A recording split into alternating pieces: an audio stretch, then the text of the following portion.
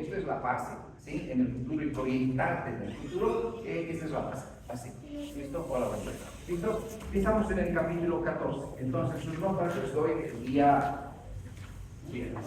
¿Listo? Bien, entonces, vamos con lo siguiente. En el capítulo 14 habíamos empezado a hablar de la circulación, habíamos empezado a hablar de las arterias. Estamos en este capítulo, pero ¿cómo hemos terminado? Todavía. Hemos hablado del flujo, la ley de Ohm, hemos hablado de la velocidad de cómo se distribuye la sangre en el circuito, la velocidad de la sangre, que es inversamente proporcional a la superficie de corte transversal de los vasos. ¿Ya? Las funciones diferentes en los diferentes circuitos del juego de automatización. Esta es ya la unidad 2. ¿Sí? No voy a repasar la unidad 1. ¿Por qué no repaso ni hay tiempo para repasar? Porque yo no doy un tema en 15 minutos ni en media hora. Los temas que doy, incluso los capítulos, me toman 2 clases, 3 clases. Va a haber capítulos que hasta me tomen 3 han visto ustedes. Electro y eso está tomando 3 clases. Y no es porque yo quiera darles complicado. Les doy lo que está en el libro. El que ha leído el libro es lo mismo, solo que explicarlo. ¿Sí? Y como les digo, si hay docentes que les hacen durar la materia 5 minutos, 10 o 15 o 20, y es problema de ellos. Incluso cuando han dado examen de solo, escuchado de no sé qué materia, de solo diapositivas. Yo te digo, estudias diapositivas no te va a servir ni para ir a la Universidad de Copacabana, así. No, aquí estudias libros o lees libros de medicina para ser competitivo en el exterior. Quieres ser bueno, tener nivel, quieres que tengas, no solo eso, quieres tener ese nivel académico y nivel para desenvolverte como profesional. Todo, y es lo que te dé el estatus que te va a dar, o estudias bien, y de libros, y no un libro, varios libros, los lees, o si no, no va a dar, así es, no va a dar. Bien. Hemos hablado de las interpelaciones, presión, flujo, resistencia, hemos hablado de la resistencia. ¿De qué dependía la resistencia? Ahí nos hemos quedado, ¿no? ¿O dónde nos hemos quedado? Sí, ¿no? En la ley de Poiseuille, ¿correcto o no? Sí, bien. La ley de Poiseuille, o Poiseuille, se hace así, Poiseuille, no sé cómo es. Ahorita lo voy a escribir, ¿ya? Poiseuille, ya vamos a ver, Poiseuille, no es con W, es con S.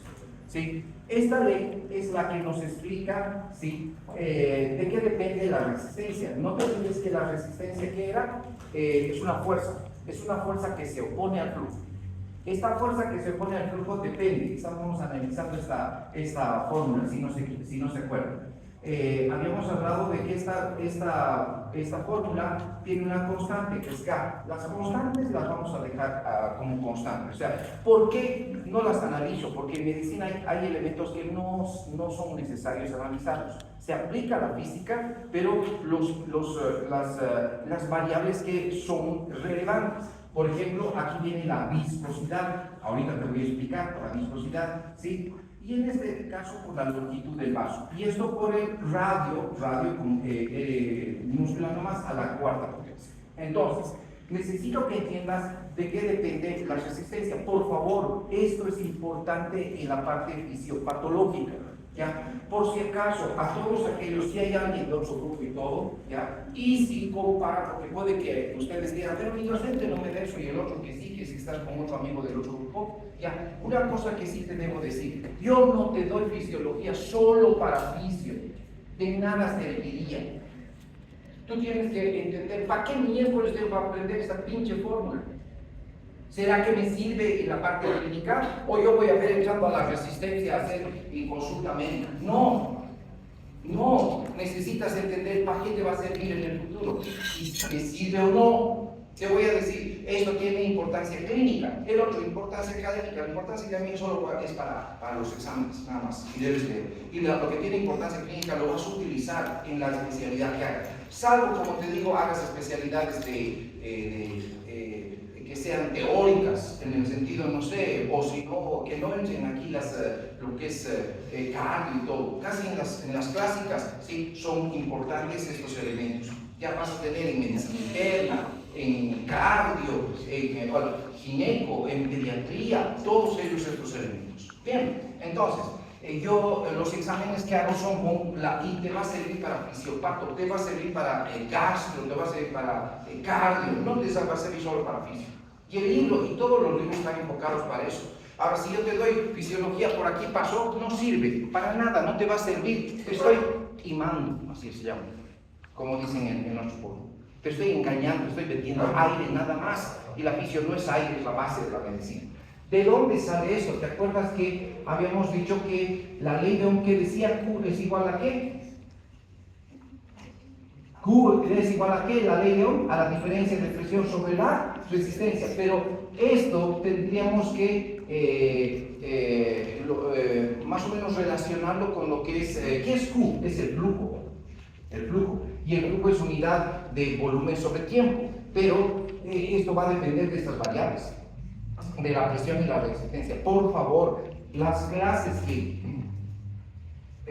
y no es la primera vez que doy, todo tiene una razón para que entiendas más adelante. Te vas a dar cuenta cuando lleguemos a fin de año, todo lo que estamos llevando lo vas a volver a aplicar y utilizar. Todo, ¿ya? Y muchos de ustedes fracasan al fin de año, ¿por qué? Porque no se acuerdan de este primer. Hola. ¿Sí? Y no quisiera que hagas eso.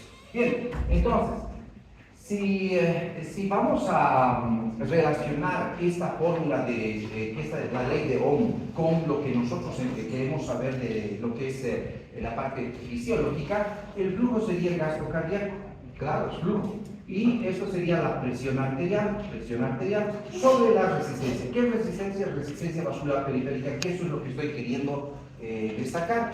Entonces, cuando yo te diga que el gasto cardíaco es directamente proporcional a la presión, es así, porque si sube la presión, puede subir el gasto cardíaco, puede subir, ojo, tiene límites, no es tanto así nomás, ¿sí? Y aquí el gasto cardíaco es inversamente proporcional a la resistencia vascular periférica, ¿ya? Entonces, si este baja, este tiene que subir, ¿sí? Si este baja, este tiene que subir.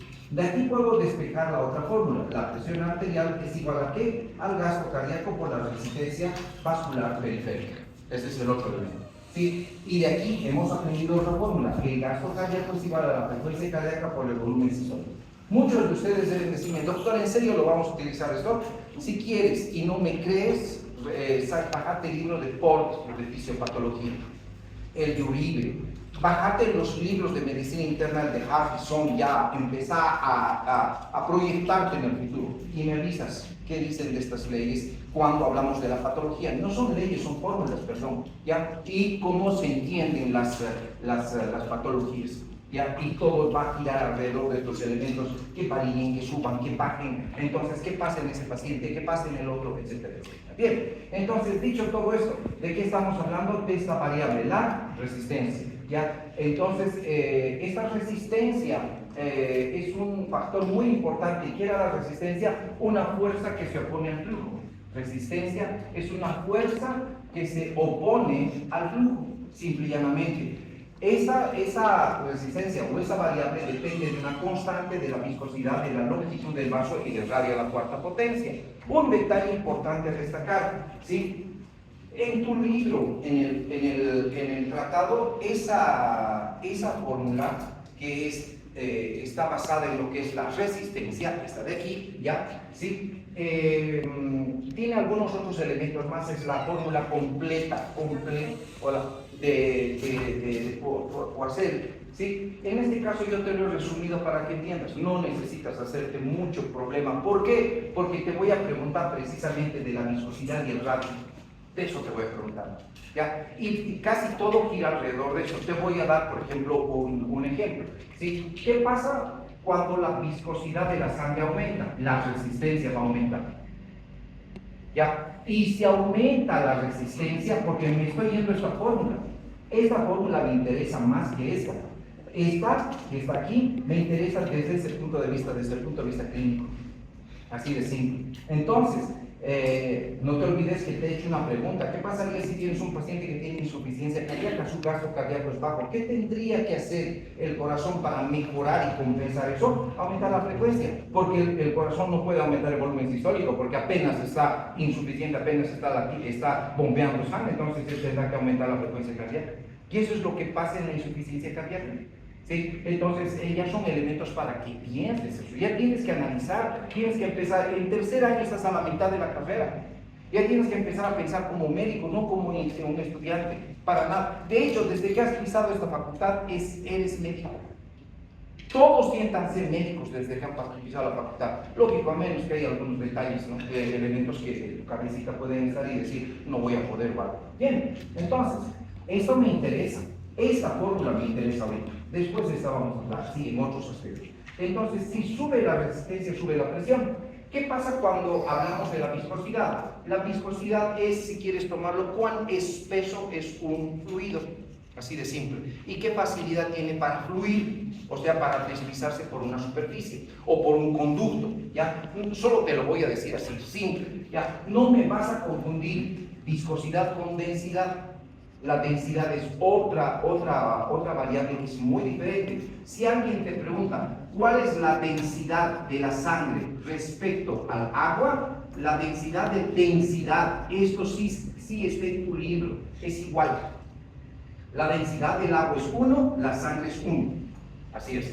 Pero la viscosidad, ojo, la viscosidad, ¿sí? Es de sangre 3, agua 1. O sea, la sangre es 3 veces más viscosa que el agua. ¿Sí? Ahora, un detalle importante. ¿Qué pasa cuando la sangre se hace más espesa? ¿Y de qué depende la viscosidad de la sangre? Te estoy explicando.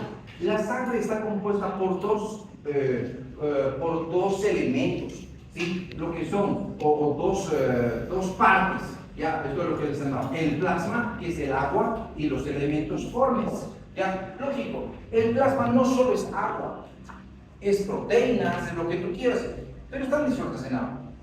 Pero los elementos formes me interesan, y los elementos formes son glóbulos rojos. El 99% de los elementos formes son glóbulos rojos, el 1% son glóbulos blancos y plaquetas, así de simple. Entonces, la viscosidad depende de estos elementos formes, Esta viscosidad depende de estos elementos formes. En condiciones normales, la sangre es 3 veces más viscosa que el agua, ¿ya? Pero hay un detalle. ¿Qué pasa cuando un paciente, por ejemplo, tiene anemia? ¿Sí? Como les digo, muchos se pueden preguntar, ¿y para qué miércoles debo aprender esto? Por eso te estoy dando esto. Por eso lo hago y lo proyecto, lo hago no más complejo, te doy más datos para que tú los puedas tomar en cuenta. Entonces, en las anemias, ¿o qué pasa cuando un paciente tiene poliglobulia, ¿ya? O policitemia siquiera, porque hay unas ciertas diferencias entre las dos palabras, pero en el fondo pueden ser lo mismo, policitemia, ¿ya? Entonces, ¿qué pasa cuando hay anemias? En las anemias no hay la cantidad que debería haber de glóbulos rojos, que es posible. Ya hay varios tipos de anemias. No es anemia, es anemias, ¿sí? Entonces, ¿qué pasa con la viscosidad de la sangre en las anemias? Pues la viscosidad es baja, ¿sí? Por esa falta precisa de ¿qué? De glóbulos rojos, porque ellos dan la viscosidad en un 99%.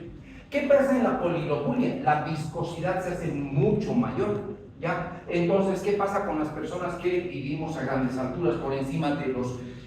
¿alguien sabe por encima de cuántos metros se produce y se puede producir el mar de altura del Sorocchi? Se ha puesto a pensar porque muchos vienen aquí a Cochabamba, incluso los brasileños y todos ellos dicen le dan mal de altura. ¿Ustedes creen que en Cochabamba les dará mal de altura?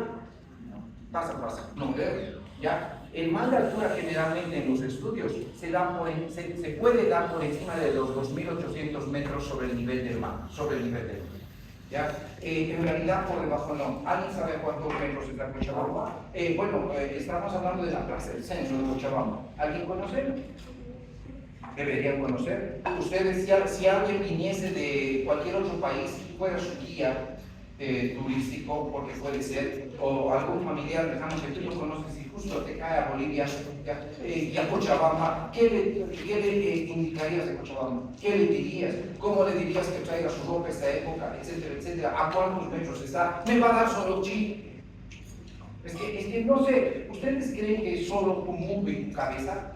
Esa es la verdad, no es lo que te rodea, ¿sí? Y es muchos elementos más. No es solo tu mundo, es en realidad tú tienes que estar en relación con el mundo, ¿sí? Y Cochabamba, por ejemplo, está a 2.570 metros sobre el nivel del mar. El condo que ven allá es 2.500 metros. ¿Será que va a dar de los Orochi? No, no va a dar. ¿Ya? Cuando estamos en Tiquipay estamos a 2.600, poquito más alto, 2.610. Más arriba llega a 2.800, no sé si la pata del cerro por Molinos, por ahí. Si conoce a alguien por Tiquipay arriba, Molinos, es 2.800, 2.780 o algo así. ¿Sí? Ya es más friecito también. ¿Ya? Entonces, todos estos elementos deben saber, no porque yo sea el que sé todo, por fisiología, porque de aquí esto te va a servir para entender incluso fisiología respiratoria. Ya vamos a hablar de la atmósfera, no te imaginas lo que es respiratorio. Parece más difícil que carga. Eso. Bien, entonces, ¿a qué altura nos da Orochi? 2.800, pasa, ¿ya? Entonces, hay un detalle aquí importante a destacar, ¿sí? ¿Qué pasa cuando vives a grandes alturas? A grandes alturas se produce una producción de mayor cantidad de glóbulos rojos. ¿Y se produce qué? Poliglobulia, ¿ya? Muchos me deben decir, doctor, ¿y por qué no es policitemia? En realidad, el término policitemia se da cuando el paciente tiene una anomalía, ¿ya? O sea, es un trastorno de la sangre, pero ya es maligno, ¿ya? Ese sería lo que es la policitemia vera o la enfermedad del Mediterráneo, ¿sí? Después voy a hablar esto en lo que es sangre. Estos pacientes hacen, aumento de glóbulos rojos, pero a nivel del mar, ¿sí? Y eso es maligno. En cambio, la poliglobulia es una poliglobulia, o sea, un aumento de glóbulos rojos, pero por la altura, por el déficit de la presión parcial de oxígeno, que después vamos a aprender.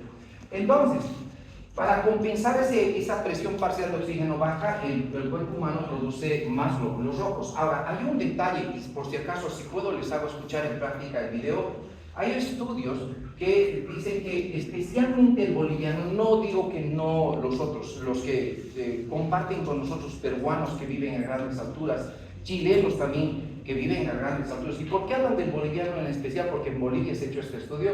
Tenemos un cromosoma especial, ¿ya? Se llama, si no me equivoco, es el cromosoma, es un cromosoma ligado al cromosoma Y, ¿ya? Algo así, ya, al cromosoma Y, pero está ligado, pero no solo ese cromosoma, sino hay una porción que es el cromosoma Y, ¿ya? O un gen que es y tiene tanto varones y mujeres. Lógico, estos elementos después les voy a explicar. Pero ¿qué pasa? Gracias a eso tenemos una característica importante. Nuestro cuerpo tiene poliglobulia, o sea, nuestra sangre, pero no le afecta a nuestro corazón. Nuestro corazón sigue funcionando tan bien. Pero ¿qué pasa si esa poliglobulia lo ponemos a un paciente que viene de Europa, es netamente europeo, viene a vivir a La Paz, a la larga va a ser insuficiencia cardíaca por la poliglobulia? Así de simple. Y nosotros no vamos a hacer todo en toda nuestra vida. ¿Qué pasa? Porque estamos preparados por la misma genética y todo para vivir en grandes alturas. ¿Sí? Simple y llanamente. Entonces, ahora lo que quiero es lo siguiente. Y pacientes de poliglobulia policitemia, ¿qué va a pasar con la viscosidad de la sangre? La viscosidad de la sangre, ¿qué es lo que va a hacer? Va a aumentar.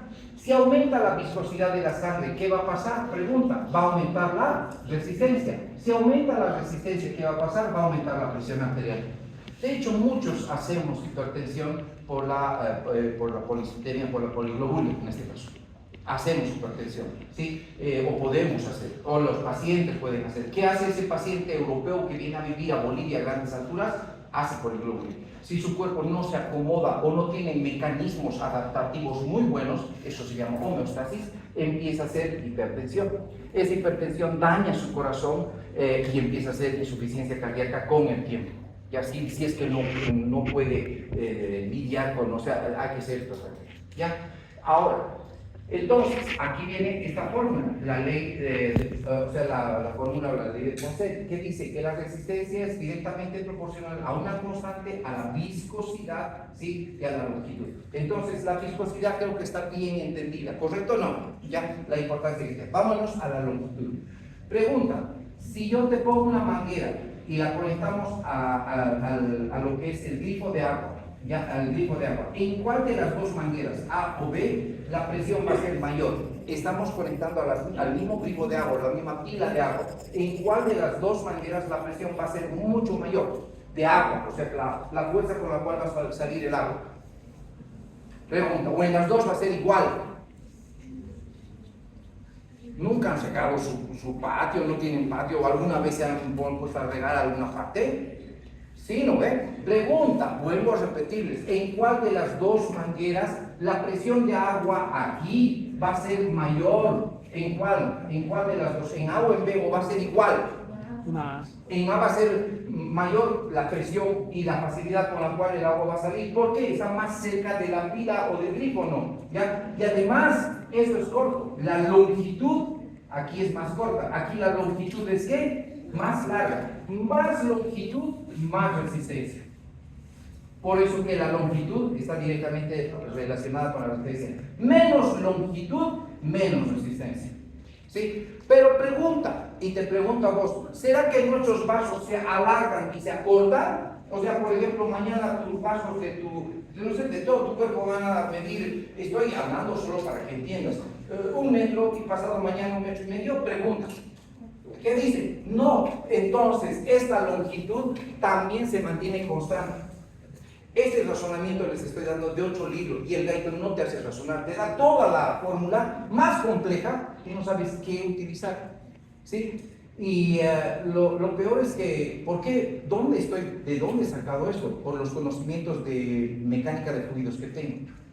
Y no es solo por fisiología, por eso que hay que leer. Para ser docente no es solo leer un libro y repetirlo de memoria, que muchos hacen eso. ¿Sí? Es de varios libros y no solo de fisio, los que estén relacionados con eso. Entonces, la viscosidad es la única variable que me interesa aquí. ¿Sí o no? Claro, porque los demás son constantes.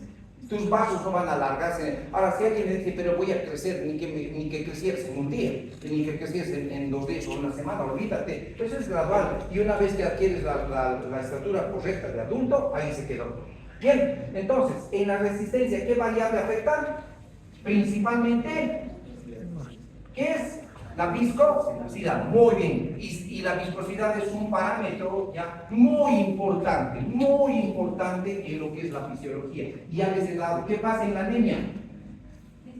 Disminuye la viscosidad. ¿Qué pasa en las poliglobulias o policitemias? Aumenta. Y eso tiene un efecto muy importante sobre lo que es la presión arterial. Por eso de ahí que cuando veis a algunos pacientes de la altura hacen hipertensión por la poliglobulia. Bien, ya, después les voy a dar un caso clínico de esto que tengo y es muy importante esto. Ya, y peor si la paciente tiene o el paciente hipertensión asociado a un poquito de obesidad, asociado a diabetes, asociado a todo, o ya otros elementos más. Bien, ya, vamos a hablar del radio a la cuarta potencia. ¿Sí? ¿Qué significaría que la resistencia es inversamente proporcional al radio a la cuarta potencia? ¿Qué me dice? ¿Qué significaría para ustedes? ¿Sí? Que el radio es inversamente proporcional a la resistencia. ¿Qué significa? Si por alguna razón, ¿qué es lo que va a pasar? Va a aumentar el radio, ¿qué va a pasar con la resistencia? Va a disminuir. ¿Ya? Y si por alguna razón el radio disminuye, la resistencia va a aumentar. Es simple esto.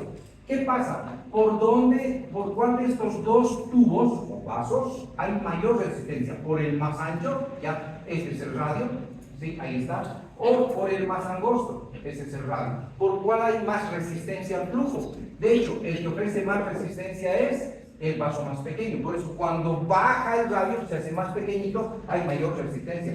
Cuando aumenta el radio, es menor la resistencia. Entonces, eso es inversamente proporcional. Aquí quiere decir que el fluido va a fluir con mayor facilidad, sin mucha resistencia. Aquí el fluido va a fluir con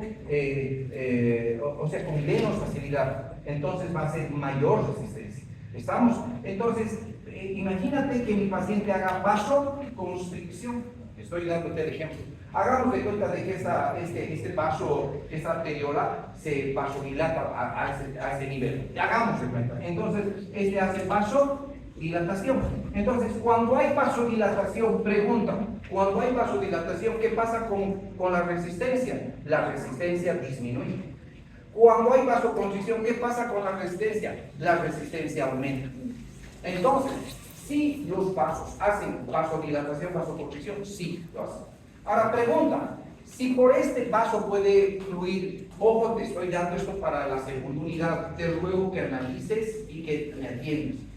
Te vuelvo a decir, la fisiología no la hago yo, ¿sí? En las universidades de verdad te van a dar así la fisiología. ¿Ya? No, no es por malo, pero me ha dado penita escuchar una cosa. Tengo varios colegas que trabajan en otras universidades, ¿no? Y, por ejemplo, estamos hablando de X universidad, ¿ya? Y me dice, oh, doctor, no vaya a esa universidad, yo pensaba ir, ¿no? Para ver si podía, si necesitaban, especialmente para la otra materia que doy, porque el nivel es bajo. Y usted va a negar, conociéndole cómo es. Y ni siquiera les dan eso, porque el nivel es bajo, bajísimo. Y es una pena como les dan y como no tienen el nivel que usted como tiene que dar, y no solo como otras universidades. Así, simple y llanamente. Y no puede ser, porque ellos no van a ser competitivos, va a ser uno más de los que van a tener su cartón pegado en la pared y nada más. Así de simple, vas a tener que hacer otra cosa. Entonces, ya sabes, cuando hay vasodilatación, ¿qué pasa con la resistencia? Disminuye. Si hay vasoconstricción, ¿qué pasa con la resistencia? Aumenta. Entonces, cuando los vasos se cierran o se abren, porque sí, las arteriolas son las que manejan la resistencia vascular, ya les he dicho. ¿De quién depende la variable resistencia aquí? Esta resistencia vascular periférica, esta, depende principalmente de las arteriolas. ¿Por qué de las arteriolas y no de los capilares? ¿Quién me dice? Ya les he dicho la primera clase, creo. Ya, uno, ¿qué más? No, pero ¿por qué tiene más resistencia? No, ¿por qué? ¿Qué? Muy bien, los últimos vasos más delgados que hay en el organismo y que tienen pared muscular son las arteriolas. ¿Ya? Y quizás las metarteriolas, que son los esfínteres, que después les voy a explicar, que igual son, entre comillas, están con ellos. Después los capilares no tienen pared muscular, por lo tanto no tienen la capacidad de hacer vasoconstricción, vasodilatación. Entonces los vasos más pequeños tienen mayor resistencia, son las arteriolas. ¿De quién depende la resistencia vascular periférica? De las arteriolas. Pregunta para ustedes, no sé si va a ser de examen, pero lo puedo hacer, ya, pero de una forma que sea de aplicación. ¿Sí? ¿Será que la aorta ofrece resistencia al flujo? ¿Cómo es? No, porque la aorta es un vaso grande. No vamos a hablar de vasodilatación. Y entonces, si es vaso grande, fluye la sangre con mucha facilidad. Y además es una arteria elástica, ¿o no? Entonces se cede con el flujo y con el bombeo cardíaco. Entonces, ¿quiénes van a hacer más resistencia? Los vasos periféricos. Por eso viene de resistencia vascular periférica. ¿Y quiénes son esos vasos periféricos? Las arteriolas, que es casi cerquita e inmediato cercada de los capilares donde está este intercambio de sustancias. Entonces, la resistencia vascular es otro elemento importante y aquí estamos hablando del radio. Ahora, ¿qué significa entonces el radio a la cuarta potencia? ¿Ya? Resulta que no solo va a ser el aumento 1 a 1, o sea, si por decirte, el radio es aumenta en 1, ese va a disminuir en 1. O si disminuye en 1, este va a aumentar en 1. No, es la relación a la cuarta potencia, o sea, es exponencial. ¿Qué significa? ¿Sí? Significa que cambios, voy a poner así, cambios, pequeños, ¿sí? Porque tienen que ser pequeños, porque son arteriolas. ¿Cuánto mide una arteriola? Unos cuantos milímetros. ¿Ya? Cambios pequeños en el radio de las arteriolas, cambios pequeños en el radio de las arteriolas van a producir grandes o exponenciales cambios, ¿sí? En la resistencia. Luego les vuelvo a decir, si esto, por ejemplo, disminuye 1, ese no va a aumentar 1. Si disminuye este 1, ese va a aumentar 4 veces más. Vuelvo a repetirte. Si este disminuye 1, ¿sí? Este no va a aumentar 1. O si este aumenta 1, no va a disminuir 1. Esa sería la relación 1 a 1. Por eso este es exponencial. Si este disminuye solo 1 milímetro, la resistencia puede aumentar, si disminuye 4 veces más. Pues esa es la relación exponencial. Por eso dice que pequeños cambios en el radio de las arteriolas van a producir grandes cambios en la resistencia. Las arteriolas son delgaditas. Si te das cuenta, haz de cuenta que esta arteriola tiene dos de radio. Haz de cuenta que tiene 2. ¿Qué pasa si solo disminuye? Porque es donde voy a tratar de dibujar 2 milímetros de radio, 2 milímetros de radio, una arteriola. ¿Y qué pasa si esta arteriola disminuye a 1 milímetro de radio? La que dibuje que más o menos necesita esto que tiene. ¿Sí? A 1 milímetro de radio, este es el radio, a 1 milímetro. ¿Qué va a pasar? Solo que disminuya 1 milímetro, este 1 milímetro va a tener una repercusión en la resistencia 4 veces mayor. 4 veces mayor. Ahora te voy a decir, en tu libro hay unos detalles para terminar esto. Entonces, eso es lo que quiero que entiendas. ¿Sí? Vamos a ver esto. ¿Dónde está? ¿Dónde está? Es importante. ¿Sí? Entonces, para un poquito explicarte esto, ¿sí? Y quizás un poquito más termines de entender, es lo siguiente. Si, por ejemplo, ¿ya? Con 2 milímetros de radio, esta arteriola, en este caso, por decirles, su flujo es de 2 ml, así voy a destacar, 2 ml, ¿sí? ¿Qué va a pasar cuando disminuye solo 1 milímetro esta arteriola? ¿Qué va a pasar si es el radio a la cuarta potencia? ¿Cuánto va a fluir? Si con 2 milímetros de radio fluía 2 ml, cuando disminuya 1 milímetro nada más, si estamos hablando 1, y estamos hablando muy poquito, ¿cuánto creen que va a disminuir esto? Cuando se paso contraiga. ¿Será 1 milímetro? ¿Pero 1 ml? No, porque va a ser 1 a 1. ¿Será 0,5 ml? No. ¿Cuánto va a ser? 0,25 ml. Mira cómo solo con que el radio disminuya 1 milímetro va a disminuir el flujo a 0,25. Y a 12, esa es la relación a la cuarta potencia. ¿Ya? Sé que hay otra forma más de explicar, pero eso es lo que quiero que entiendas. Si esa tiene 2 milímetros de radio, el flujo va a ser, digamos, 12 ml de sangre. Pero ¿qué pasa si esta solo disminuye 1 milímetro? O sea, de 2 a 1, porque se vasocontrae. El flujo va a ser ya no 1. ¿Sí? Porque, o sea, no va a ser 1. 1, 2, 3, sí, 0,25 ml, porque es a la cuarta potencia. Entonces va a disminuir mucho. Para seguir manteniendo ese flujo, el corazón tendrá que hacer más fuerza. Después vamos a hablar de esto. ¿Ya? Entonces esa es la relación. ¿Sí? Entonces, pequeños cambios en el radio de un vaso van a producir grandes cambios en el flujo. ¿Ya? En la presión también, en la presión. Bien, eso es lo que necesito que... Bien, ¿alguna pregunta hasta aquí? Nada. Ahora, otro elemento que debes saber, y esto se pregunta en residencia médica. Muchos los que les vuelvo a decir, prepárate ahora para la residencia. No lo hagas después. Cuidado que creas, yo me voy a tomar cuando tenga mi título. Te vuelvo a decir, has entrado a la carrera con el firme propósito de ¿qué? De ser médico. Y simple, no te preparas desde ahora a la residencia, olvídate, no es fácil. No es por nada, pero en Sudamérica apenas el 30% de los médicos pueden entrar a una residencia médica. Uno, porque son bien reñidas. Estoy hablando de las buenas residencias donde hay algunos que quieren ser pioneros, por aquí no me acuerdo quién. ¿Sí? Todos ellos tienen que entrar a la residencia de los hospitales. Así es. Y solo el 30% de todo lo que es Sudamérica.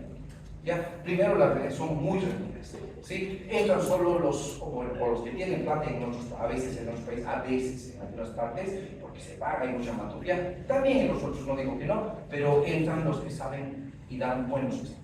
En nuestro país quiero creer que sea así, porque hace 2 años ha habido un problema con esto, de la venta de exámenes de resistencia. ¿Ya? Y es por eso que no nos reciben ya en Argentina para hacer residencia por el momento, por esa maturidad. ¿Ya? Entonces, dicho todo esto, si quieres ser bueno y quieres todo esto, prepárate desde ahora para los días. Y lo que te digo que es pregunta de ¿te va a servir? Te va a servir, te vas a acordar de mí cuando estés más adelante, mucho mayor, más tiempo. Bien, seguimos. Entonces, de esa manera hay otro elemento que debo destacar.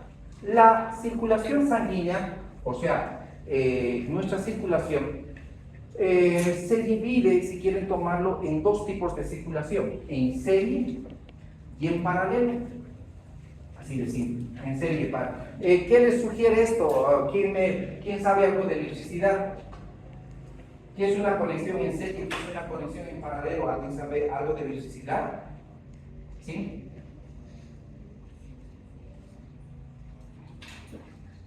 ¿sí? La circulación en nuestro organismo es en serie y en paralelo, ¿sí? En serie, ¿sí?, se produce en cada tejido, no he dicho en los tejidos, en cada tejido. O sea, ¿qué quiere decir? El riñón, el cerebro, el tubo digestivo, el corazón tiene su circulación en serie. Cada tejido tiene su circulación en serie. Pero ¿cómo es la circulación en paralelo? La circulación en paralelo es aquella circulación que proviene de la aorta para cada tejido. Ahorita te voy a hacer entender, ¿sí? Entonces, cada tejido tiene su circulación en serie, pero la circulación en paralelo es la que proviene de la aorta, ¿ya? Para cada tejido, para cada tejido. Ahora te voy a explicar, ¿ya? Por ejemplo, voy a dibujar aquí a la aorta, ¿sí? Y vamos a dibujar un tejido. ¿Qué tejido quieren dibujar? Le pondremos a los riñones, ¿sí? Entonces, los dos riñones, derecho e izquierdo, reciben la misma cantidad de sangre, ¿sí o no? Sí, bien. Esa es circulación en paralelo. Cuando tú haces una conexión de una batería en paralelo, ¿sí? Esto es positivo, esto es negativo y aquí está todo esto, ¿sí? Entonces, yo quiero hacer conexiones en paralelo de resistencias, por ejemplo, ahí está, ¿sí? Esto es interesante para lo que es la parte de electricidad, porque de ahí viene todo esto. Pregunta, si esta batería bota, por decir que estoy solo intentando hacerles entender 1,5 voltios, ¿ya? Y esta es la conexión en paralelo, porque es paralelo. ¿Cuánto recibe cada resistencia supuestamente? ¿Ya? Tendría que recibir cada uno la misma cantidad de voltaje, ¿ya? O sea, pues la repartiremos en tres. Sí, 0,5, 0,5 y 0,5. ¿Estamos o no? ¿Ya? Esa recibiría la misma cantidad de voltaje cada uno repartido en tres. Entonces, cada uno va a recibir lo mismo. Nuestro organismo, ¿sí?, cuando viene la sangre de la aorta, la distribución de la sangre, porque aquí es la distribución de la sangre es en paralelo, porque cada tejido va a recibir por igual. No puede recibir el riñón izquierdo más sangre que el derecho, o viceversa. Cuando estoy hablando de órganos pares, igual el hígado, ¿ya? Pero el hígado, como es un solo órgano, vamos a explicar esta circulación. Igual aquí se explica. Ahora, una vez que la sangre entra al tejido, porque esta es la circulación paralelo, ¿qué pasa? ¿Sí? Este vaso se va dividiendo en vasitos más pequeños. Entonces, ¿qué te he dicho de la circulación en serie? Que es la circulación que está dentro de cada tejido, hasta llegar ¿hasta dónde? Hasta los capilares. Entonces, cada tejido tiene su circulación en serie. ¿Qué significa? La sangre entra con X cantidad, digamos, está entrando ¿cuánto? Con una presión y flujo de, aquí por ejemplo, de 1000, le voy a poner solo para que me entiendas, de 1 litro. Ya estamos para que me entiendan. ¿Qué pasa cuando llega a las partes más profundas del tejido? Ya podemos poner mejor en ml, ya, para que no sea litros. 10 ml, pensar que 10 ml. ¿Qué pasa a las partes más profundas, hasta las partes más profundas de lo que sería los capilares? La circulación va a llegar al último a ser 0,1 ml. Así. O sea, ¿qué quiere decir? Va de donde hay más a donde hay menos hasta lo último. Entonces, aquí por ejemplo, aquí es por igual, 10 ml aquí, 10 ml aquí. No hay por nada. Entonces, si esta es la aorta, se distribuye, no va a disminuir a ninguno ni al otro. Pero ¿qué pasa en la circulación en serie? La circulación en serie es que la sangre entra esos 10 ml aquí, pero poquito a poco va disminuyendo el flujo hasta llegar a las partes más profundas del tejido. Y eso, como les digo, es una circulación en serie. Por eso que cada tejido tiene su circulación en serie, ¿ya? Pero la circulación en paralelo proviene de la aorta, para cada tejido. Cada tejido casi recibe la misma cantidad de sangre en pares, cuando hacen pares. Por ejemplo, aquí 10 ml, 10 ml, no va a recibir menos. Lo mismo, ahora el hígado no es un tejido par, ¿sí? Pero ¿qué pasa? El hígado, ¿sí?, igual tiene su circulación en serie. Entonces entra un X flujo, ¿sí? Aquí son 300 ml por minuto, ¿ya? Pero a medida que va yendo a las partes más profundas del hígado, estos vasos se van dividiendo en vasitos más pequeños, hasta que el flujo es bien pequeño, en muy pequeña cantidad. Entonces va disminuyendo esa velocidad, la cantidad de flujo y todo, a medida que va a la profundidad del tejido. Eso es lo que quiero que entiendan de esta circulación en serie en paralelo. ¿Ya? Ahora, en tu libro hay fórmulas. Lastimosamente, como les digo, a veces muchos de los docentes preguntan eso, de lo que esté en el libro. Dice, ¿sí? Cuando hablamos de las resistencias en serie, ¿sí? La resistencia total de un tejido es igual a la sumatoria de todas las resistencias. La resistencia 1 más la resistencia 2 más la resistencia 3 más la resistencia 4 más la resistencia N. O sea, más resistencia N. ¿Sí? Aquí en las circulaciones en paralelo, la resistencia total del sistema es igual a 1 a la sumatoria de 1 sobre la resistencia 1 más 1 sobre la resistencia 2 y así. Es un poquito diferente, ya está la resistencia N. ¿Sí? ¿Qué significa esto? Ahorita les voy a explicar, solo para simples elementos. ¿Sí? Resulta que cuando tú quieres calcular la resistencia total del riñón, tienes que sumar todos estos nada más y te da la resistencia total del riñón. Sumatoria de todos ellos. Yo quiero calcular la resistencia total de los tejidos que van irrigándose por la aorta. Hago esta otra fórmula. No necesitas saber más, esto sí. No hay duda, no necesitas saber más 1 sobre resistencia N. ¿Sí? Eso quiere decir, por ejemplo, si yo sumo la resistencia que se ofrece en los riñones, en el hígado, en todos los tejidos, me debe dar igual a la resistencia total que se hace en todo el organismo. Todo el organismo. Así de simple. ¿Sí? Y nada más, así. ¿Listo? ¿Alguna pregunta? Bien, quieren que se los conecte resistencia en serie, ¿sí? Pero esta conexión en serie, esto es positivo, esto es negativo, ¿sí? Y esto entonces va a ser en serie. Las resistencias conectadas en serie. Esta es la resistencia 1, resistencia 2, resistencia 3. Esta pila es de 1.5. ¿Cuánto recibe este? 1.5, digamos, 1. ¿Sí? ¿Este cuánto va a recibir? 0.5. ¿Este cuánto va a recibir? Por decirte mucho menos, 0.2 le ponemos. Mira cómo va disminuyendo. Y este es muy diferente y cada uno recibe por igual. Así es, ya muy diferente. Bien, a eso se refiere esto de las resistencias. Quizás conceptos que son más teóricos y académicos, pero los tienes que saber. Los tienes que saber. Entonces, ¿dónde se hace mayor resistencia entonces? En las arteriolas, entonces en los tejidos. Bien, finalmente ya vamos a explicar algunos detalles más. Ahí está el hematocrito, la viscosidad, ¿ya? Y todo eso. Y les he dicho de la presión también que se autorregula. Un caso clínico para esto. Ya les voy a decir, y está relacionado precisamente con la viscosidad. ¿Sí? Y un caso clínico, una paciente que tenía. Sí, una mañana me llama un amigo y me dice, por favor, mi mamá está mal, puedes ir a ver y la van a llevar al hospital porque no sé qué ha tenido. Bien, es que está para este caso, para este tema. Ya, bien, la voy a ver, la señora tendría unos, no sé, quizás esa vez tendría 65, 64 años, 65, no más, 67 años, algo así, no me acuerdo ya cuántos años. Mujer. La señora, paciente mujer, vivía en Potosí. En Potosí. Ya cuando hablamos de Potosí estamos hablando de casi 4.000 metros, correcto, sobre el nivel del mar. La señora no quería nunca salir de Potosí. Tenía algunas enfermedades de base. Primero, tenía hipertensión arterial, pero esta hipertensión probablemente era por la poliglobulia, que además tenía poliglobulia. Ya tenía diabetes mellitus de tipo 2, diabetes tipo 2. Tenía un grado de obesidad, pero obesidad de grado 1, no era era gordito, pero ya estaba en el grado de obesidad.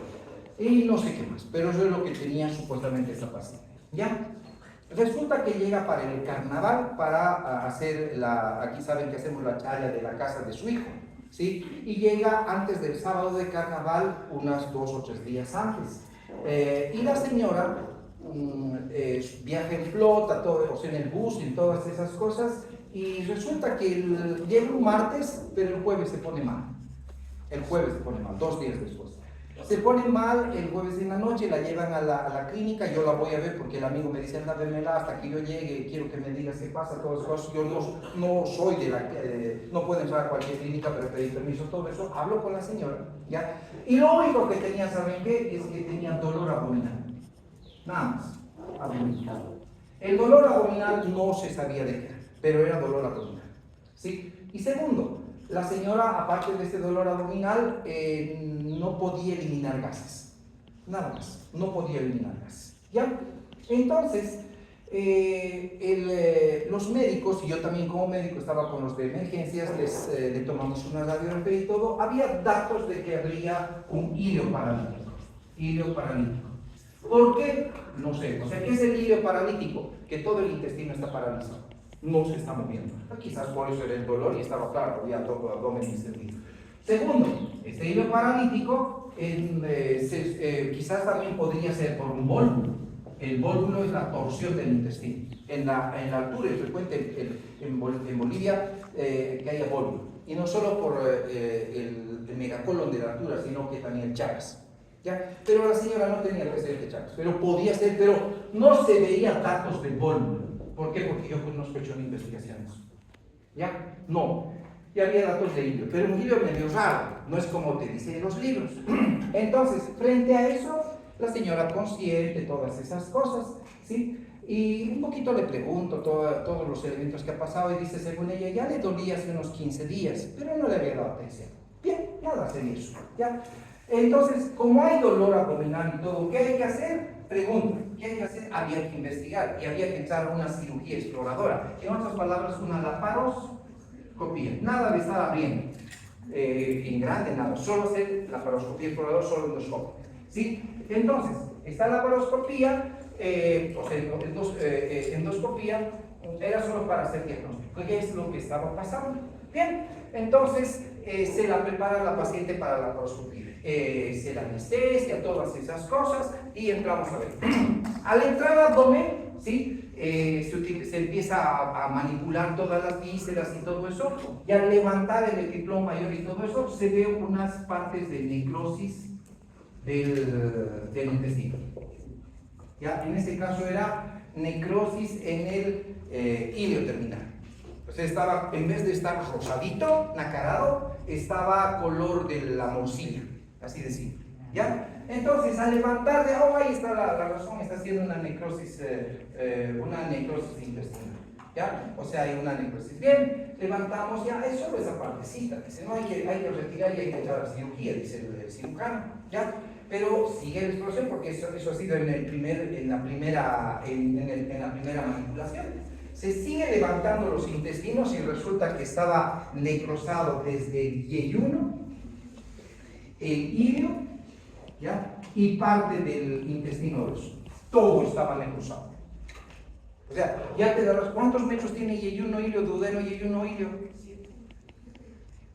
¿Quién da más? 7, 6, ¿cuántos más? ¿Cómo es? 15, dice. ¿Cuántos más? Me van a averiguar ya, entonces por 15 saber anatomía. ¿Ya? Entonces, creo que estaba lejos.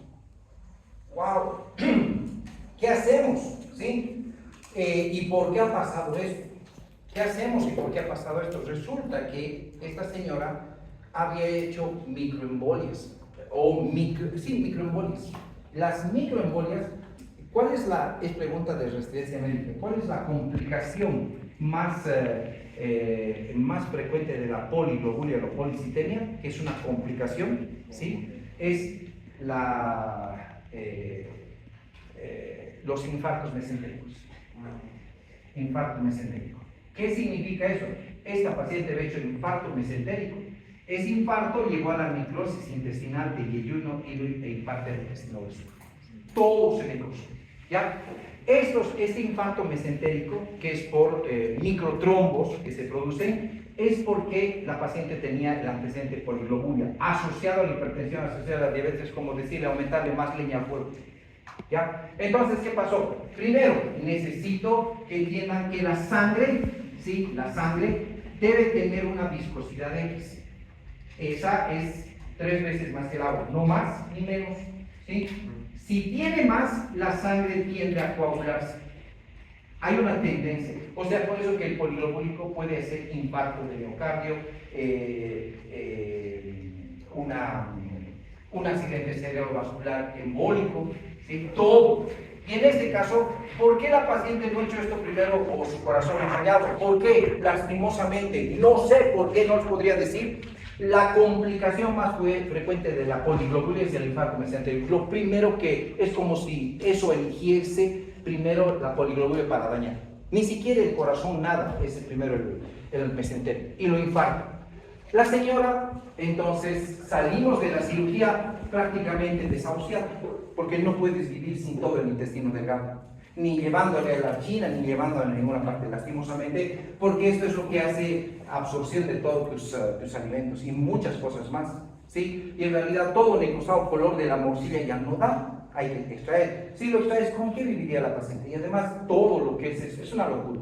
Entonces, se le hace entrar a la familia que era la yerna que estaba aquí, porque le dije que le llame mejor que vea, ¿sí? Yo le expliqué porque no entendía, lógico, el amigo este me dice, pero yo no puedo llevar a Chile, puedo agarrar un avión. No, por más de que el día no va a llegar. Así es. Entonces, ¿qué pasa? Sale de la cirugía la señora y la vuelven recupera la conciencia. Ahí he aprovechado de hacer todas las preguntas que podía, ¿ya? Ahí se todo. Todo lo que podía le pregunto. Y le pregunto, ¿hace qué tiempo le empezó a doler? Ella me dice que hace una semana o más, unos 10 días, ya había tenido pequeños dolores de abdomen, o sea, de barriga, ella dice. ¿Ya? ¿Y qué había tomado? Matecito. Como siempre aquí no, eso es lo que hacemos. Pero pasó. A los 8 días, otro matecito y que no hacía buena digestión. Ya estaba haciendo infartos. Así es, estaba haciendo trombosis mesentérica. Poquito a poco, microinfartos.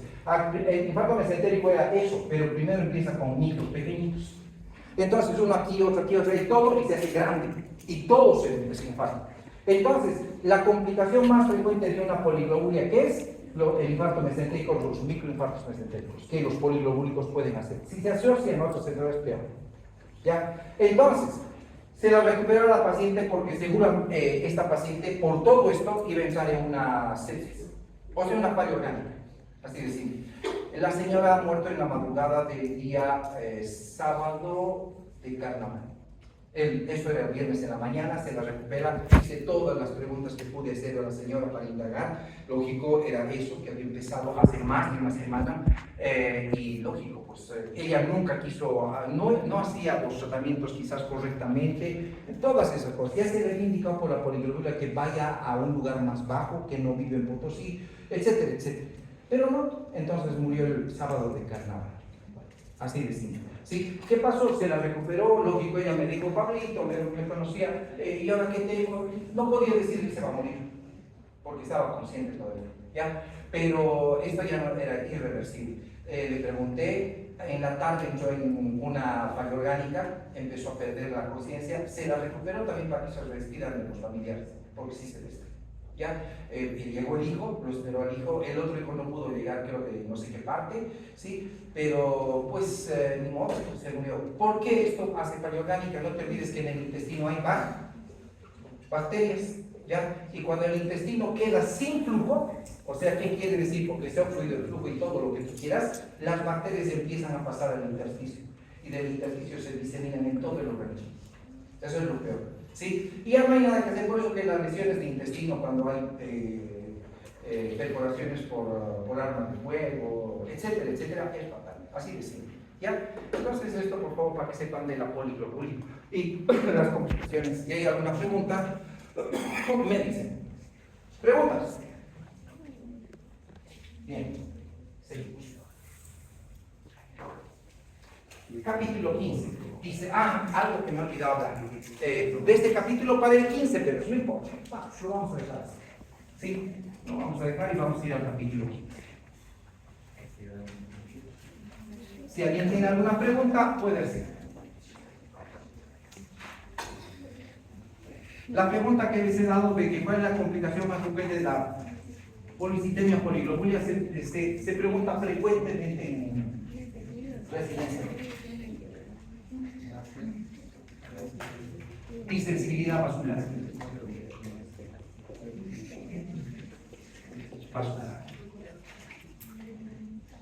¿Ya? Bien, una cosa importante que deben saber, ¿sí?, es la siguiente. Los vasos sanguíneos, ¿sí?, son distensibles, ¿sí?, y elásticos. No todos, pero algunos son más distensibles que otros. Primero, lo que necesito que entiendan, que los vasos sanguíneos, tanto arterias, escúchame bien, arterias, como venas, son distensibles. Algunas más que las otras. Por ejemplo, las venas son más distensibles. Más distensibles. ¿Respecto a quién? A las arterias, que ahorita voy a explicar. ¿Por qué las arterias son menos distensibles? Porque ellas tienen una pared muscular muy importante. En cambio, ellas no. ¿Sí? Eso primero. Ya, ahora, esto relacionado con el capítulo 14 que no les he comentado, pero aquí se comenta con lujo de detalles, ya es lo siguiente, ya es que cuando hablo de la distensibilidad y todo eso, es necesario hablar de un concepto que se llama, ya, es la conductancia. La conductancia, ¿sí? La conductancia es una variable que también es física, conductancia, ¿sí? O también llamada capacitancia. Les vuelvo a decir, es importante que sepas física básica aquí para lo que es circulación física de fluidos. Bien, ¿qué es la conductancia y qué es la capacitancia? En realidad, la conductancia o la capacitancia, que es lo mismo, es la capacidad que tiene un vaso de conducir un fluido. En este caso, para que me entiendas, ¿cuál de estos dos vasos, el A o el B, tiene mayor conductancia? El A o el B tiene mayor capacidad de conducir el fluido, de transportar el fluido, si es humano.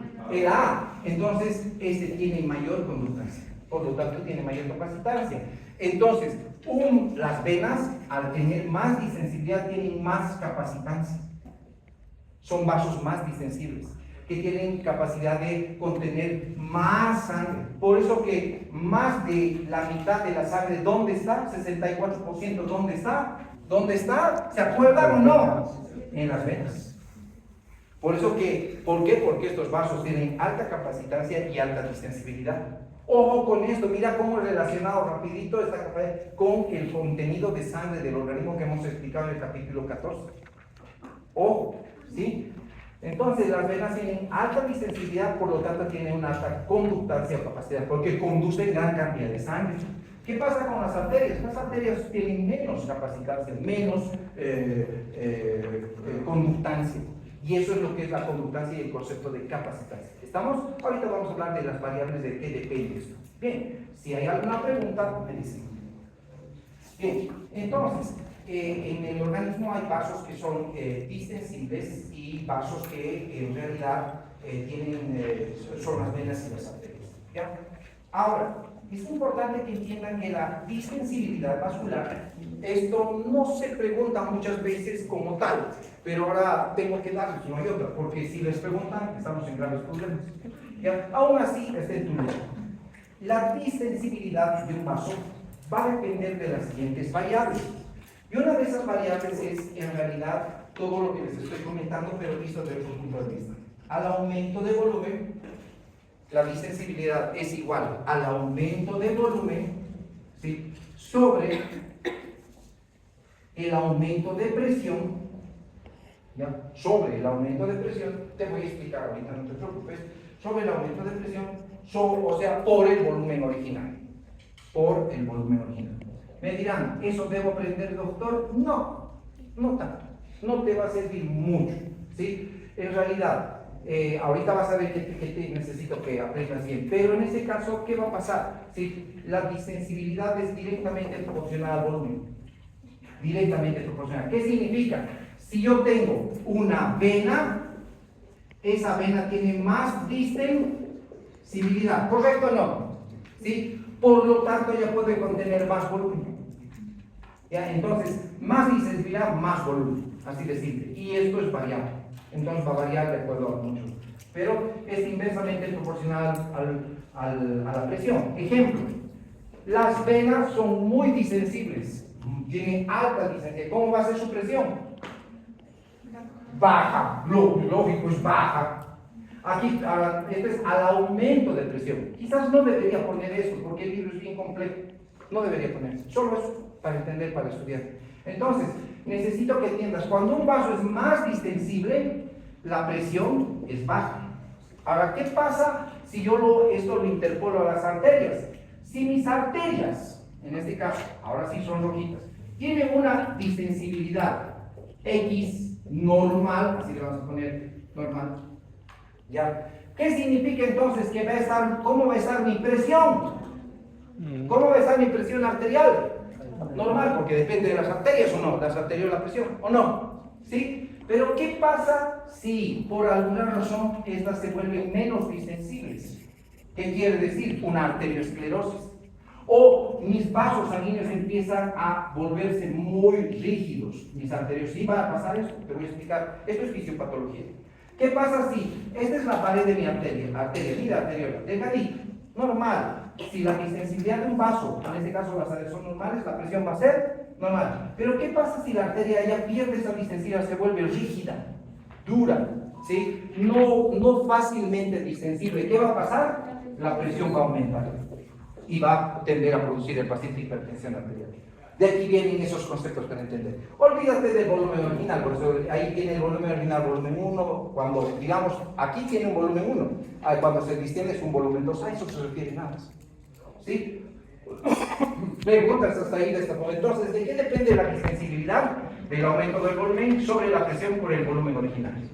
Así, sobre el aumento de presión sobre el volumen original. Pero en realidad, yo quisiera quitarle ese aumento para que entiendas estos conceptos.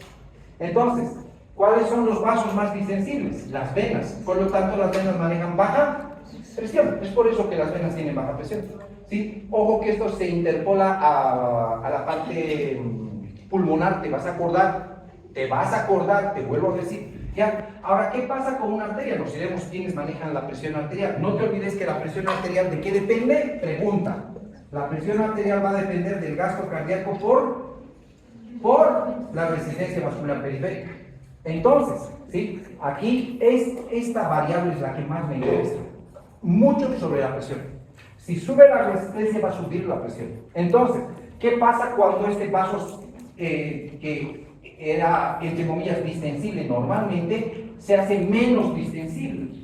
Menos distensible significa ¿qué? Menos distensible significa que tiene mayor ¿qué? Resistencia. Entonces empieza a subir la presión y de ahí se establece la hipertensión arterial. ¿Ya? Ojo que estas variables las van a manejar en fisiopato. Sé por qué tengo que explicarles. Parece complejo, pero tienes que empezar a entender. Por eso estás estudiando para ser médico, no para ser ni siquiera técnico de salud. ¿Ya? ¿No te gusta esto? No sé, tendrás que hacer algo. O gustarte a la fuerza, o tienes que entender esto. Todo esto es fisiopato. La fisiopata se entiende por eso, por estas fórmulas. ¿Ya? Y no sé, muchos me van a dar la razón después. Yo sé, los más aplicados. Y los otros no van a entender. Bien, ahora, hay otro concepto, y es la complacencia vascular. Eso era el término que estábamos hablando relacionado con el aumento del volumen. Ahora, el otro término es la complacencia. Complacencia, o complaciencia, así también le llaman. Complacencia o complaciencia, ¿ya? O la confianza vascular. La confianza. ¿Ya? Entonces aquí la confianza, los libros también le llaman confianza, ahora sí, soy malillo, les digo, sí, la confianza, es que confía, confianza, ya no es confianza, sí, confianza. Lo mismo, ¿qué es la complacencia? ¿Ya? Yo le pongo esto de la confianza. A otros le llaman en inglés compliance, así le llaman, ¿sí? Es cómo un vaso se complace ante un volumen. Por ejemplo, ¿cuál de los dos vasos es más complaciente ante el volumen? ¿Las venas o las arterias? Las venas son más complacientes, ellos se distienden más. O sea, la complacencia o complianza está relacionada con la distensibilidad. Más distensibilidad, entonces más confianza, más complacencia. Sí, en realidad, esta confianza y esta complacencia está directamente relacionada con la capa con la capacitancia. Entonces, ¿cuál de los dos vasos aquí tienen más complacencia? ¿Sí? Más distensibilidad, las venas. ¿Cuáles tienen menos complacencia, menos distensibilidad? Las arterias, las arteriolas. Entonces, el término compliance es la complacencia o la capacitancia, si quieren tomar. ¿Ya? Preguntas hasta ahí. Preguntas. Bien, entonces, un detalle que se debe destacar. ¿Sí?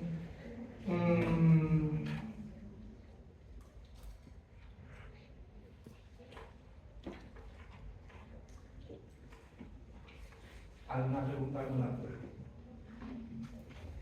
Entonces, la confianza o esta complacencia, confianza. Ojo, que esto sí lo deben saber. Sé que parece más clase de física que otra cosa. Es igual a la distensibilidad por el volumen. Esto sí se pregunta en el examen. Así les voy a decir. Esto sí se pregunta. Estos términos que hemos hablado solo es para hacer entender a la gente.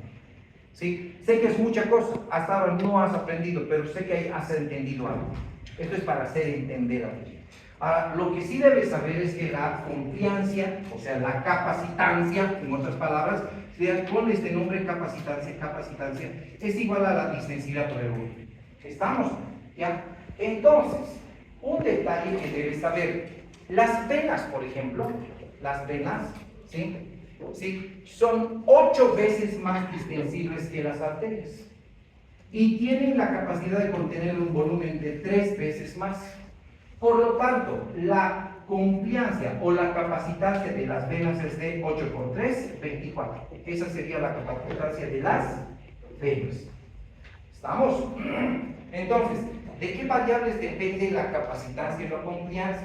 ¿Sí? De la distensibilidad por el volumen. Entonces, las venas son 8 veces más distensibles, ¿sí? Y contienen 3 veces más volumen. Nuevamente les digo, ¿dónde está la mayor cantidad de la sangre? En las venas. Y eso es lo que quiero decir. Entonces, ¿por qué está la mayor cantidad de sangre en las venas? Porque son ellas 8 veces más distensibles. Por lo tanto, su complacencia o su capacitancia es 24 veces más respecto a las arterias. Entonces, eso es 24 veces más respecto a las arterias. ¿Estamos? Bien. Entonces, es importante este concepto. ¿Ya? Entonces, si te pregunto cuánto es la complacencia de las venas sistémicas, ¿cuánto sería? 24. Es nada más 24 de las venas sistémicas. Bien. Ahora, un detalle a destacar. Y ahora sí entra todo lo que es la parte clínica, nuevamente. Solo que el gaito no te dice que estás entrando a la parte clínica y esto tiene importancia clínica. Lo primero que debes saber, si no te dice el gaito, ¿sí? Los vasos sanguíneos. Cuando hablo de vasos sanguíneos, ¿a qué me refiero? ¡Hable! A las arterias y a las venas son los vasos sanguíneos. ¿Ya? Las arterias y las venas solo están inervadas por el sistema nervioso autónomo simpático. Están inervadas solo por el simpático. Ojo con esto. El 98% de los vasos sanguíneos solo son inervación simpática. No hay inervación parasimpática. Bueno, no es que no haya, solo 2% de inervación parasimpática. Ojo con esto, vuelvo a repetir. Los vasos sanguíneos desde tu cerebro hasta la punta de tus dedos están solo inervados por el simpático. No hay inervación parasimpática. Te vuelvo a decir, te vas a equivocar por lo menos unas 3 veces. Y los que ni siquiera le ponen empeño aquí, hasta 10 veces van a equivocar. ¿Ya? No hay inervación parasimpática. ¿Ya? Ahora, ¿quiénes son ese 2% de inervación parasimpática? Debo darte esto ahora porque está en el libro igual, solo que no te explica. ¿Para qué? La inervación parasimpática, o doble que podemos decir que es simpática parasimpática, primero es en los genitales. Por ejemplo, para la erección, para el acto sexual, los vasos sanguíneos genitales tienen inervación parasimpática. Eso es otro caso. Pero como no nos referimos a ellos, no nos interesa, nos interesa el resto. Así que esos poquitos. Y otros vasos que tienen inervación doble parasimpática son el digestivo, que vamos a ver en su capítulo. Y no todo el tiempo estamos en proceso digestivo, así que no hay problema. Listo. Entonces, todos los vasos sanguíneos tienen inervación simpática. Si tienen inervación simpática, pregunta para ustedes, ¿qué neurotransmisor está haciendo efecto? La adrenalina y la noradrenalina. Bien, entonces, ¿qué hace el simpático sobre los vasos sanguíneos, tanto arterias como venas? Dependiendo los receptores, ya sea alfa o beta adrenérgicos, porque hay dos tipos de receptores aquí, alfa beta, ¿sí? Cuando hay una inervación simpática en los vasos sanguíneos, generalmente, no es siempre, pero generalmente, ¿qué es lo que van a hacer? Va a ser el simpático vasoconstricción. Si hace vasoconstricción, ¿qué pasa con la capacitancia? ¿Aumenta o disminuye? Disminuye la capacitancia. Disminuye la capacitancia. ¿Sí? Si hace vasoconstricción, ¿qué pasa con la resistencia? Aumenta la resistencia. Muy bien, espero que estén razonando como el señor está, así de rápido. ¿Sí? Aumenta.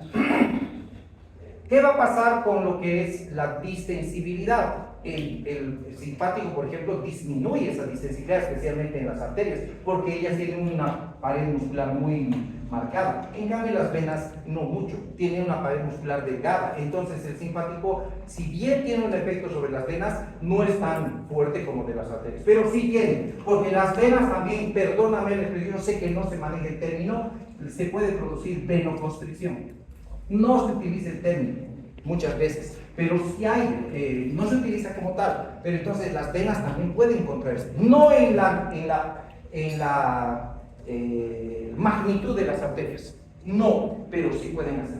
Y esto es importante cuando hay choque o mecanismos de compensación frente al choque que les construye.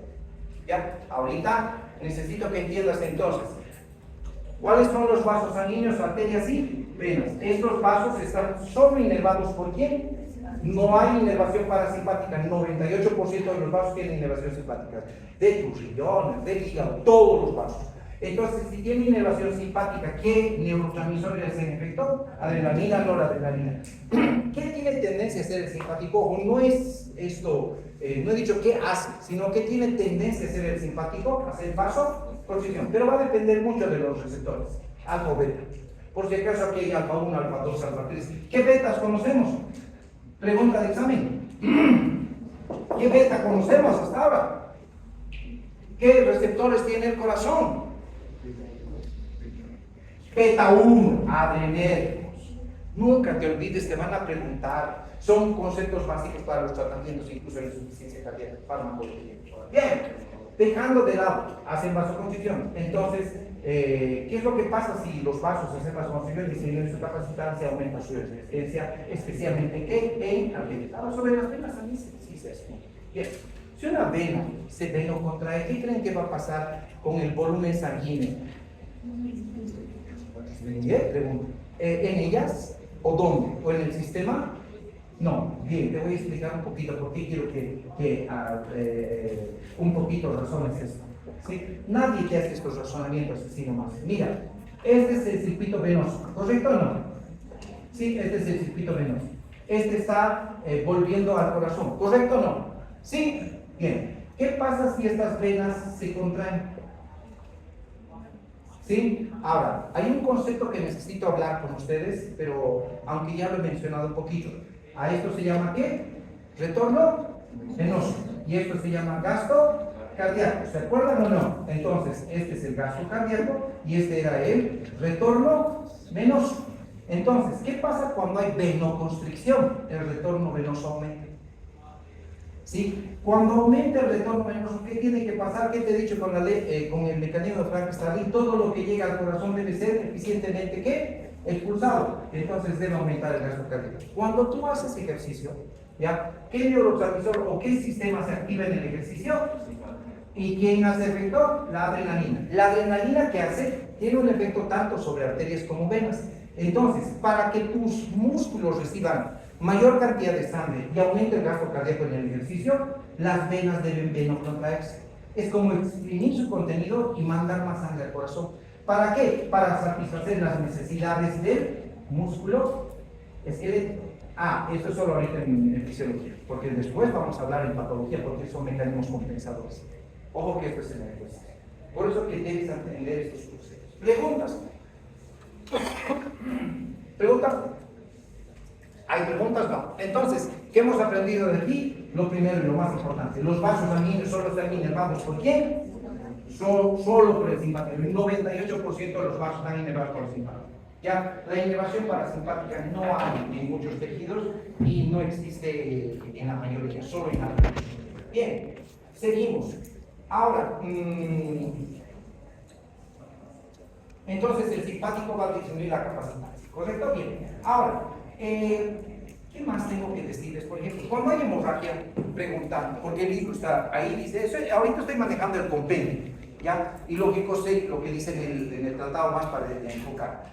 Y en el compendio te dice, ¿qué pasa cuando hay una hemorragia? Pregunta, ¿qué significa hemorragia? ¿Qué significa hemorragia? Pérdida de sangre. Muy bien, el paciente está perdiendo sangre. Cuando pierde el paciente sangre por un accidente de tránsito o lo que sea, ¿qué situación es una hemorragia? Una situación de ¿qué? De emergencia. Emergencia para el organismo, indudablemente para un médico también, organismo. ¿Ya?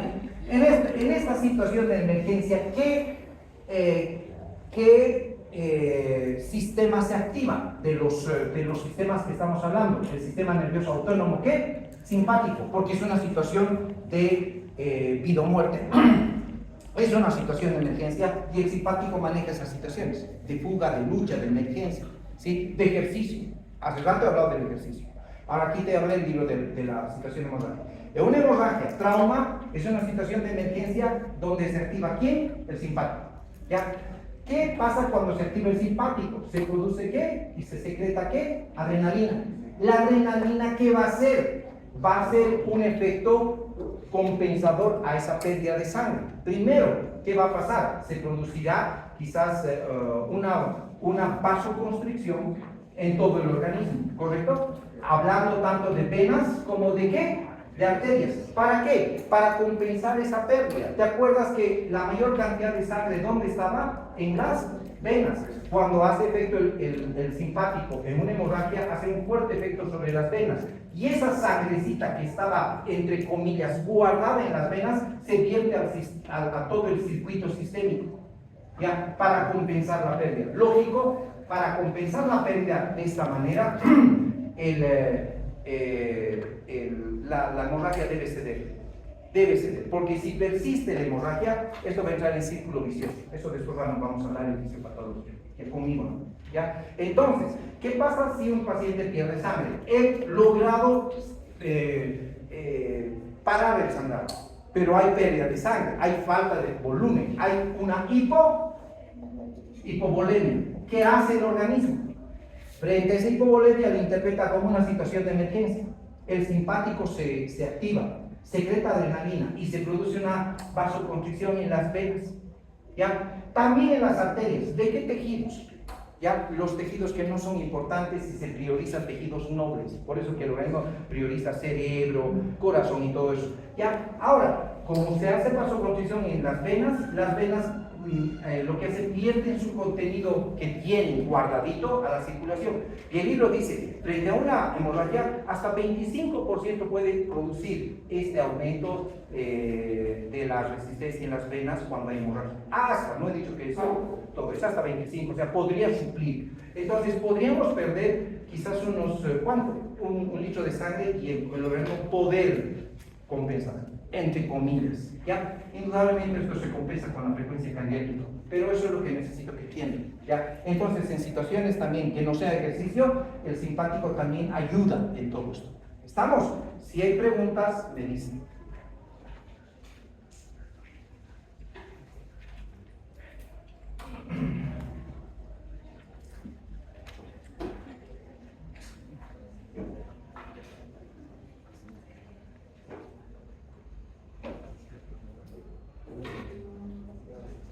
Bien.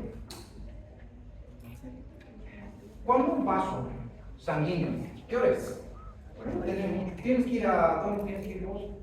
¿A dónde?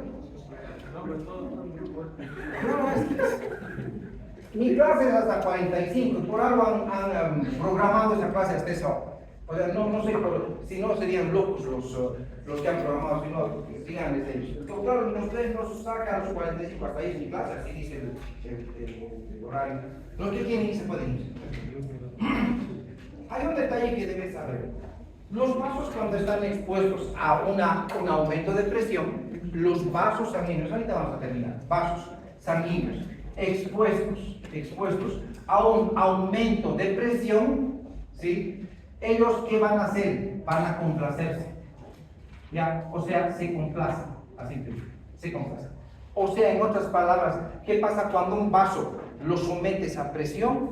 Él, entre comillas, se distiende. Así te voy a decir, distiende. ¿Ya? No es en todos, pero tiende a distenderse. Entonces, por ejemplo, cuando el corazón bombea la sangre hacia la aorta, ¿qué es lo que hace la aorta? Se distiende. Se distiende. Eso es en sístole.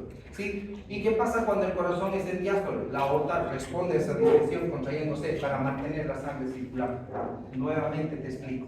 ¿Ya? Los vasos entonces juegan con su distensibilidad cuando hay aumentos de presión. Cuando el vaso, ¿ya? Este es el ventrículo, ¿sí? Ese es el ventrículo y esta es la arteria. Cuando se produce la sístole, ese vaso lo que hace es complacerse con esa presión. Se distiende, se complace, ¿ya?